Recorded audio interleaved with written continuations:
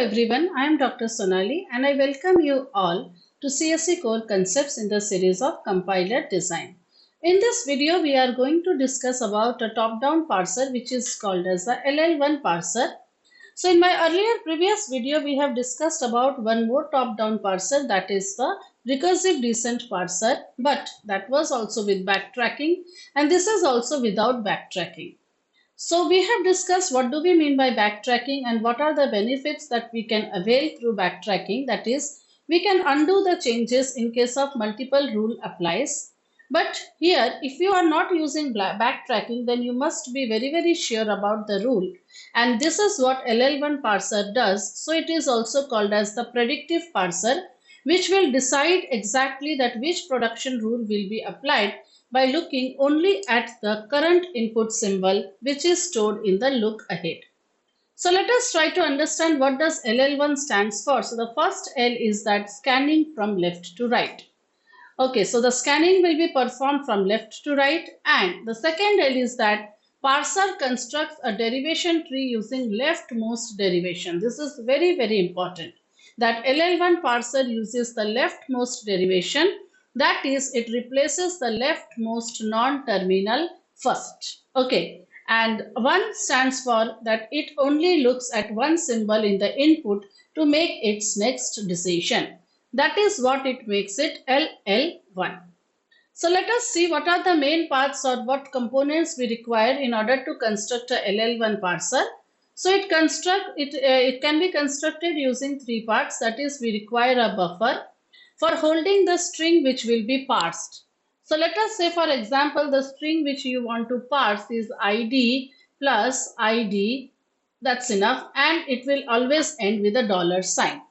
So this string will be stored in the input buffer. Next is a stack, so that you can store the grammar rules. Okay, it contains start symbol and the S. So it will initially you will initialize it with a $sign and a start symbol, whatever it is.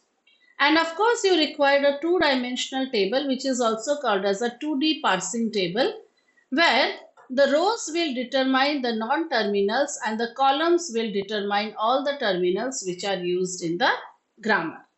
Slowly, as we construct a LL1 parser, we will come to understand that what actually to be filled in this 2-dimensional table. So since it is a 2-dimensional table where you have, let's say we have 2 non-terminals S and A, and we have 2 terminals A, B and a $.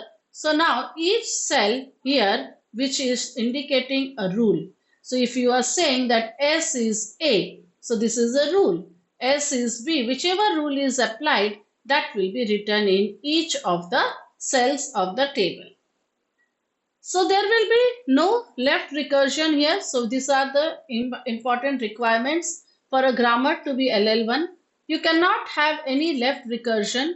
Let us say, for example, I have a rule here, A takes the form of A alpha, and this would cause an infinite loop in the top-down approach, because here you are recursively calling, right? Your grammar should not be ambiguous, because here we are not using backtracking and we will have look at the input symbol once and then we are going to decide only one production rule. So you cannot have an ambiguous grammar. Ambiguous grammar means what? Multiple rules. This may happen. This may also happen. If you have multiple things to be happen, then how will you decide exactly which rule to be followed? So you should have only one unique derivation. And in case if you are getting multiple data on one cell while you are traversing from stack to table, that will tell that this is not an LL1 parser. Because you can have multiple rules in one cell only if the grammar is ambiguous. Otherwise, not. Of course, left factoring, that is, we will start for a non-terminal starting with the same symbol must be factored out. This will help the parser to choose the next non-terminal, and factorization will be done. Okay, that is, you have to eliminate, and we are going to consider 2 sets here. One is called as the first set and another is the follow set. So for any non-terminal, the number of non-terminals we have, the set of terminals that start its production must not overlap. That means if I have a non-terminal A, and if I can derive A from this non-terminal, only this rule should be applied. I cannot derive A from, let's say, another non-terminal T. Then from where will I decide A? Understood? I can derive my terminal A only from one non-terminal, not from multiple non-terminals. If multiple non-terminals are determining same terminal, then the grammar becomes an ambiguous grammar, right? So we have to eliminate the conflicts. Okay. So we have to first remove the left recursion. We have to perform the left factoring, that is factorization. We have to break it. Then we are going to compute the first and follow. So we will see how to compute first and follow. And in my upcoming videos, we will solve a lot of examples to understand how to compute first and follow. So first basically is what? First means that the set of terminals that can begin a string derived from alpha. So from where you can derive the terminals? A can be derived from a non-terminal S. B can be derived from a non-terminal T. Okay. Who will help you to derive which terminal is first? And follow means that who are immediately following that non-terminal. So if I am writing in this way A, so this is my what? This is a non-terminal, and non-terminal is immediately followed by which terminal? Small a. So follow of A is small a. We will of course discuss the rules, don't worry. And then we are going, after computing the first and the follow of all non-terminals available in our grammar, we are going to build that 2D table using the first and the follow.